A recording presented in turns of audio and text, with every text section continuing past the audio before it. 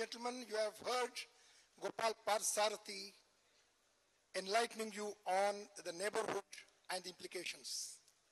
I'll take you away slightly from the neighborhood to a distant area and its impact.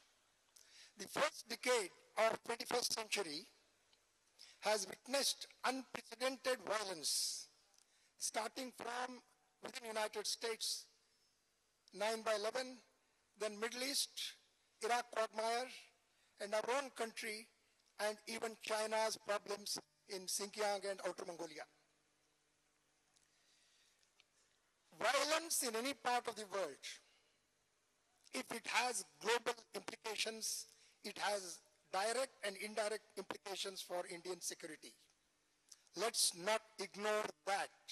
Just because someone is your friend today, ally today, can turn into an adversary overnight. Chanakya's immortal words stated, in international relations, there are no permanent friends or permanent enemies, only permanent national interests. These words hold good now and shall hold good in future. Unfortunately, in India, the land from where Chanakya professed this, we have paid lip service to these words in international relations, and United States, China, UK, and Israel have been practicing this policy in letter and spirit. And Chanakya also supported this theory by one-liner, might is right, and it holds good now and forever.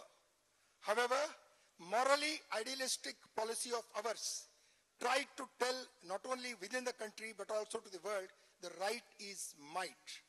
Gentlemen, it is idealistic, moralistic, but not pragmatic in an imperfect world.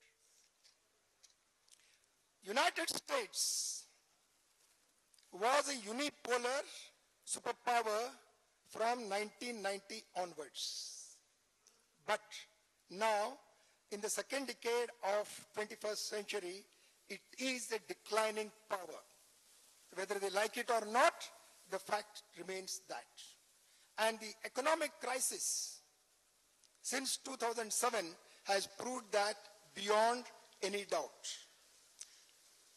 Its gamble in Iraq has landed it in a quagmire. In Afghanistan and Pakistan, it is in a catch-22 situation. And in South Asia, unfortunately for India, American policy has been Pakistan-centric.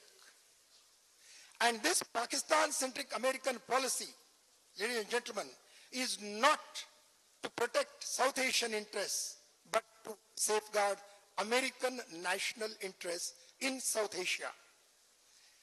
And these actions of Pakistani-centric emanating from United States are geostrategically and geopolitically not in the interest of Indian security environment.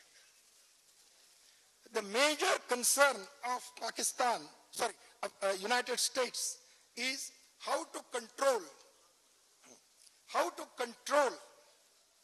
and if possible retrieve nuke arsenal from Pakistani hands. If they don't do that, it's only a question of time these nuke weapons will land into Al-Qaeda or Lashkar-e-Toiba's hands. It's a question of time. Now, that is a major worry the United States has got from their national security angle and global and regional security angle. God bless this region and United States in particular if Al-Qaeda succeeds in its nefarious game of nuke weapons. However, in Afghanistan, Pakistan, and China, whatever relationship United States may have, if that relationship turns out to be in conflict with India's national interests, then the time has come for us to sit up and take a tough line economically, politically, and socially with United States No use telling we love you, Uncle Sam, when his actions are not supporting our own interests. Coming to China, whether we like it or not, India and China are geographical neighbors and shall remain so forever. We cannot change the geography nor the history. Both are emerging global powers. China has already emerged one and is challenging United States dominance in different parts of the world. We are only 2 decades behind China at the current rate. As my friend Gopal rightly said, in 47-48 we were equals.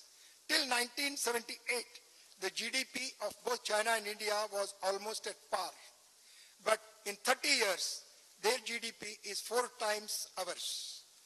And according to the prediction of the World Bank and IMF, by 2040, China's share of GDP will be that of the global 40%, whereas that of the United States will be 14%, and that of India will not even exceed 5%.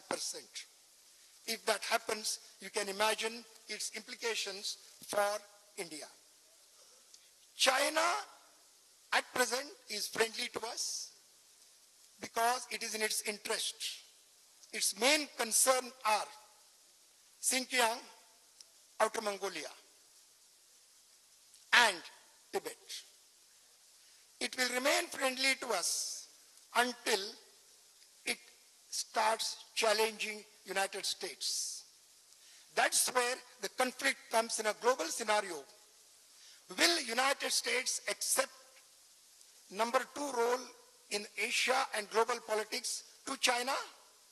Or will at that time, or by that time, United States look to India as its ally in containing Chinese influence? These are macro level policy decisions, both in Washington and in Beijing. Whatever may China profess publicly, its Middle Kingdom's ambition of dominating the world by 2050 remains unchanged. It may be friendly to us now, but its intentions can change overnight.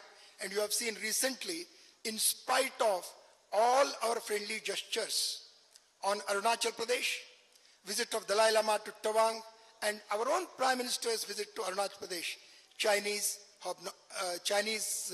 words, Chinese accusations, and their propaganda. So much so that those of you have read the Chinese journalist, a communist journalist, published in August 2009 that India should be balkanized. And unlike our country, in China, such a publication in the Chinese media cannot come without tacit clearance from the Communist Party of China as well as the government of China. If that is the case, having settled their border disputes with every neighbor, including erstwhile USSR, India is the only country where India-China border dispute remains unresolved. And it cannot be resolved in any fashion so long as the interests, national interests of India and China do not coincide. And as the things are, there is no way it can coincide, for the Chinese actions in the last 2 decades in and around India clearly indicate their global and regional ambitions. They have already befriended Pakistan for last 4 decades. Gopal highlighted, including their nuclear collaboration, without which Pakistan would not have become a nuclear weapon. They are already in Tibet, thanks to our naive foreign policy of 1950s. They are on our doorsteps. They have a relationship so close with Myanmar